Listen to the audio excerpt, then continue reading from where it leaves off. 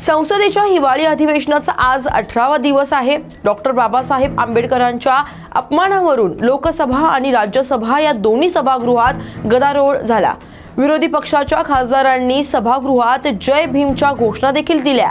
त्यानंतर दोन्ही सभागृहांचं कामकाज दुपारी 12 वाजेपर्यंत तहकूब करण्यात आलं। अंमलबजावणी संचालनालयानं आज दिल्ली, मुंबई आणि पुण्यातील 21 ठिकाणी छापे टाकलेत। मॅजिक क्वीन सट्टेबाजी प्रकरणात ईडीच्या पथकानं हा छापा टाकलाय।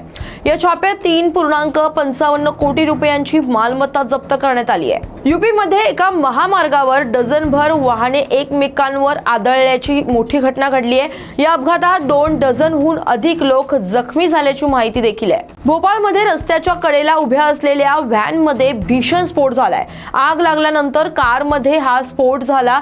स्फोटचा आवाज इतका मोठा होता की रस्त्यावरील नागरिकांनी आपला जीव वाचवण्यासाठी तेथून पळ काढला। काळा बाजार, महागाई आणि बेरोजगारीबाबत काँग्रेस यूपीमध्ये आंदोलन करत असून योगी सरकारला कोंडीत पकडण्याचा प्रयत्न करत आहे। लखनौमध्ये काँग्रेसच्या निषेधाच्या पार्श्वभूमीवर यूपी विधानसभेसाठी कडेकोट सुरक्षा व्यवस्था ठेवण्यात आली आहे। बांगलादेशातील हिंदू अल्पसंख्याकांवरील हिंसाचारात चिंता व्यक्त करत राजस्थानचे माजी मुख्यमंत्री अशोक गेहलोत यांनी पंतप्रधान नरेंद्र मोदी यांना या प्रश्नाकडे गांभीर्याने लक्ष देण्याचं आवाहन केलंय।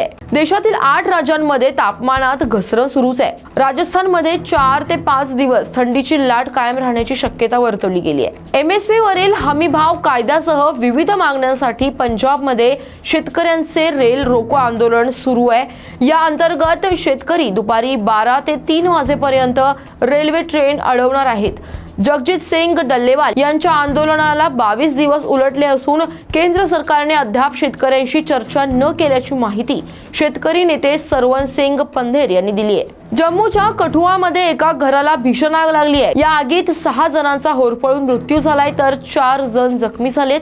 ही आग नेमकी कशामुळे लागली याचा तपास पोलीस प्रशासन करत आहे। झारखंड पोलिसांनी मोटारसायकल चोरणाऱ्या मोठ्या टोळीचा पर्दाफाश केलाय। आरोपींकडून 70 दुचाकीही जप्त करण्यात आल्यात।